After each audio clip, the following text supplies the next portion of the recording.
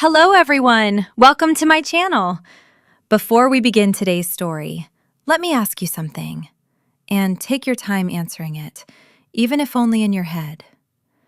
Have you ever written a message, or started typing one, knowing deep down you would never press send? Not because you didn't care, but because you cared so much that sending it felt heavier than holding it. This story begins there, with words that stayed quiet. Her name was Mira. Mira was someone who felt things deeply but carried them quietly. She didn't rush to explain herself. She didn't demand answers. She observed. She reflected. She held emotions the way some people hold fragile objects, carefully, silently, hoping they wouldn't break. One evening, after a day filled with small disappointments and unspoken thoughts, Mira sat at her desk with a blank sheet of paper. The room was quiet. No music, no distractions, just the sound of her own breathing. She didn't know who the letter was for at first. She only knew it needed to be written. So she began.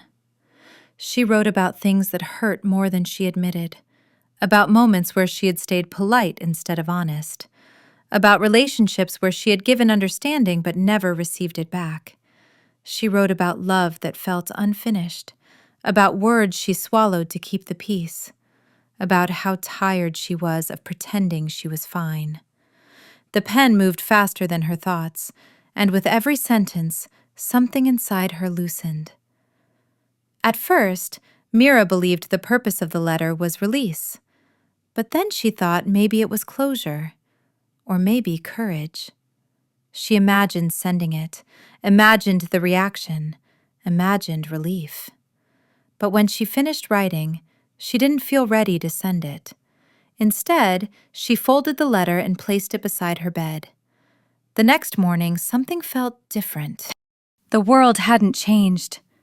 The people in her life were the same. The situation remained unresolved. But she felt lighter. Over the next few days, Mira returned to the letter. Not to add more, but to read it. Slowly, gently, as if she were listening to a friend speak honestly for the first time. And that's when she noticed something unexpected. Words that once felt urgent, now felt complete. The anger softened. The sadness became clearer. The confusion began to settle into understanding. Mira realized something important. She didn't want an apology as much as she wanted peace. She didn't want to be right as much as she wanted to be free. And the letter had already given her that. She began to understand that not every emotion is meant to be delivered. Some are meant to be acknowledged, felt, and then gently released. Sending the letter might have reopened wounds. Keeping it allowed them to heal. This wasn't about silence. It was about choosing where her energy belonged. Sometimes, confidence looks like knowing when you don't need to explain yourself. She placed the letter in a drawer, not as something unfinished, but as something honored. Proof that she had listened to herself. Proof that her feelings mattered, even if no one else ever read them. And slowly, she let go. Not of the memories, not of the lessons, but of the need for validation. Maybe this story isn't just about Mira. Maybe it's about you.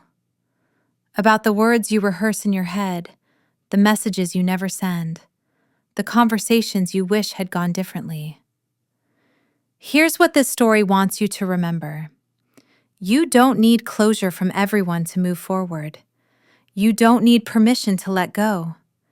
And you don't need to be understood by everyone to be at peace. Sometimes the bravest thing you can do is write everything down and let it stay there, because healing doesn't always come from being heard by others. Sometimes it comes from finally hearing yourself. A letter you were never meant to send is a gentle, reflective story about letting go, emotional honesty, and finding peace without needing answers from others. It's about confidence, self-trust, and learning that not every truth needs an audience to be real. This story is an invitation to slow down, reflect, and listen to yourself. If this story helped you breathe a little easier, like this video to support gentle storytelling, subscribe for more calming, mindful stories, share this with someone who may need quiet reassurance today. I'd love to hear from you. Have you ever written something just for yourself? Welcome to Hushleaf Stories, where reflection becomes rest. Thank you for listening and have a great day or a wonderful night's sleep.